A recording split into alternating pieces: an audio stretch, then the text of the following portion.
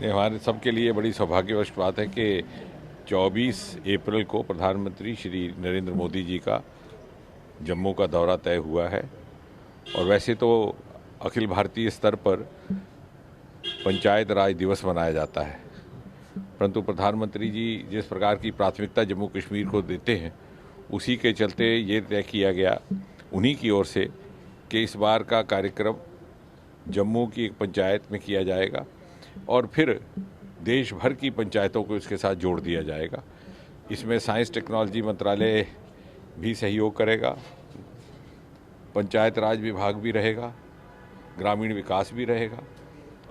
मात्र 20-22 दिन के अंदर वो पंचायत जहाँ पर इसका वेन्यू है पल्ली, उसको हम सोलर एनर्जी पर कन्वर्ट करने का काम कर रहे हैं। Central electronic limited science technology मंत्रालय का ही एक संस्थान है, उसके द्वारा काम दिन रात चल रहा है। जम्मू कश्मीर का पहला एक ऐसा गांव होगा जो पूरी तरह से कार्बन फ्री एनर्जी पे चलेगा और मुझे लगता है कि इससे एक नए ट्रेंड की शुरुआत होगी इस क्षेत्र में, जहां पर के क्लीन एनर्जी का चलन अभी कुछ धीमी गति से चल रहा था। इसी के साथ साथ कुछ हम प्रदर्शनी करेंगे कि आधुनिक युग में कृषि क्षेत्र में किसानों के लिए, ग्रामीण विकास के लिए विज्ञान के द्वारा, नवाचार के द्वारा क्या क्या नई सुविधाएं उपलब्ध हैं। उदाहरण के तौर पर ड्रोन के माध्यम से किसान एक ही समय में सिंचाई भी कर सकता है, खाद भी वितरित कर सकता है और साथ ही साथ जो कीटाणुनाशक दवाइयाँ, इंसेक्टिसाइड्स, पेस्टिसाइड्स, वो भी इस्तेमाल कर सकता है।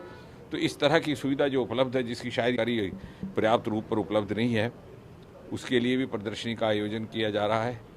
और लैंड रिकॉर्ड के तहत जो प्रमाण पत्र है, उसका वितरण स्वयं प्रधानमंत्री जी के ही कर कमलों के द्वारा किया जाएगा। मुझे लगता है कि देश भर में जिस प्रकार से प्रधानमंत्री ने ग्रामीण विकास और किसानों की विकास के लिए और किसानों की आमदन को नए नवाचारों के माध्यम से बढ़ाने का एक मुहिम शुरू की है, उसकी रोशनी जम्मू तक पहुँचे, जम्मू कश्मीर तक पहुँचे और यहाँ से देश भर में उसका संदेश जाए, पैगाम जाए। ये एक यहाँ पर इस कार्यक्रम के माध्यम से हमें उपलब्धि प्राप्त होगी। प्रधानमंत्री का ये दौरा मेरे ख्याल से 2019 फरवरी के बाद का पहला दौरा है। उसके बाद यहाँ पर संवैधानिक व्यवस्थाएं भी बदली हैं, प्रशासनिक व्यवस्थाएं भी बदली हैं, इसलिए लोगों में बहुत अधिक उत्साह भी है।